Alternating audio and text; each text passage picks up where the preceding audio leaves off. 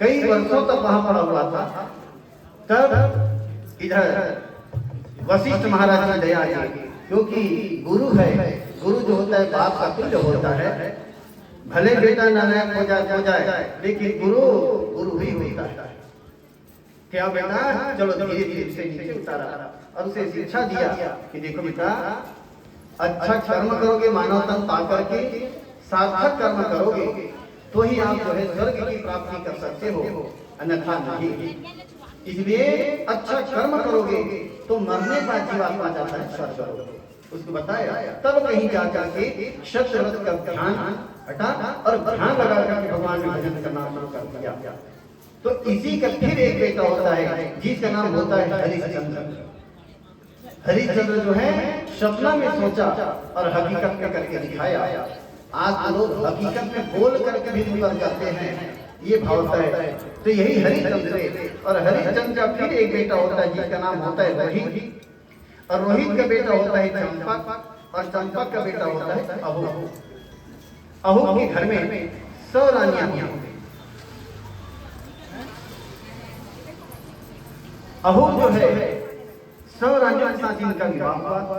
घर में कोई संतान नहीं जब हुआ, तब एक दिन अपने गुरुदेव पास पहुंचा और कहते, गुरुदेव गुरुदेव, मेरे घर में 100 रानियां हैं, मैं क्या करूं जिससे मेरे घर में संतान की प्राप्ति हो जाए। गुरुदेव को फल दिया, इसे ले जाओ और ले जा करके अपने किसी भी रानी को खिला देना, उससे मां बन जाएगी। राजा अहू फल रखी और लेके चले लगे, सोचे लगे मैं कौन खिलाऊं। तब कहते नहीं, बड़े रानी को ही खिलाऊंगा, क्योंकि बड़े रानी ही धर्म पत्नी है। उसी के गर्भ से जो संतान होगा वही पिंडदान कर सकता है, माता पिता को मुक्ति कर सकते हैं। इसलिए मैं बड़े रानी को ही खिलाता। जैसे बड़े रानी फल खाई और फल के प्रभाव से वो मां बनने वाली हो, तब नंगे झल है तेमल सब जलन होगे। निनंगे जलन होगी कि भगवान बड़े रानी अभी मां बना थे, बच्चा गर्भ में है ना, संसार में नहीं आए। तब तो राजा बहुत ध्यान कर थे। अब कोई संसार में आ गया दुनिया में तो मौका दे करके लात मार के निकाल देना, तो कर्म तो कर्म कैसे है। तब निनंगे धन मन जलन हो, तो बहनी हो ये बड़की कोई दोष नहीं हो, दोष का कर है वो गर्भ में नहीं कर दिया कर है ना, वो खर तो कैसे करा। तो चलो सब मिलके एक दिन मार डालता मतलब हां तो कैसे मार गए, गर्भ के अंदर में कैसे मार गए। तब वहां एक दासी रहा है तिलक करके, है ना, दासी तुम इधर आओ। हाँ रानी काय, देखो बड़की सोई पे दूध पीते हो, और दूध में हम लोग जहर डाल देते हैं, और जैसे जहर डालेंगे पिएगी तो रानी मर जाएगी, तो हम तुझे मुझे मां का इनाम नाम कुछ चंद पैसों के लालच में आ करके दासी जो है जहर में दूध ले जाकर के रख दिए वहां पे।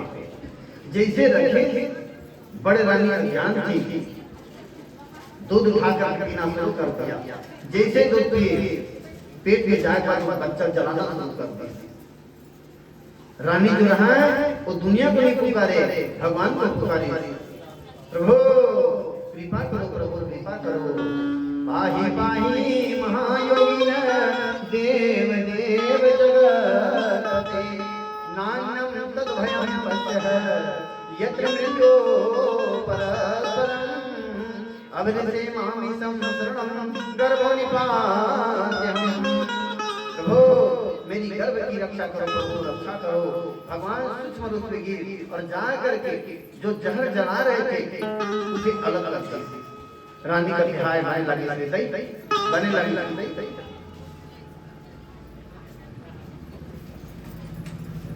पेट के जलन शांत हो गया।